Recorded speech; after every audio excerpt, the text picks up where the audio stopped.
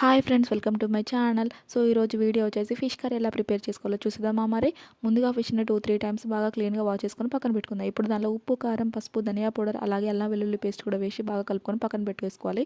ఈలోపు చింతపండును కూడా నానబెట్టుకోవాలి. ఇప్పుడు కర్రీ ఉండే ప్రాసెస్ చూద్దామా. మరి ముందుగా కడాయి పెట్టుకొని అందులో ఆయిల్ పోసేసి ఆయిల్ అనేది హీట్ అయిన తర్వాత ఎండుమిర్చి, జీలకర్ర, ఆవాలు వేసేయాలి. అవి చిటపాట్లు ఆడిన తర్వాత పక్కన పెట్టుకున్న ఫిష్ ముక్కలు ఇందులో వేసేయడమే. వేసేసిన తర్వాత గుర్తుపెట్టుకోండి, గరిటె మాత్రం అసలు పెట్టకూడదు, లేకపోతే మొత్తం ముక్క అనేది మొత్తం చితికిపోతూ ఉంటుంది.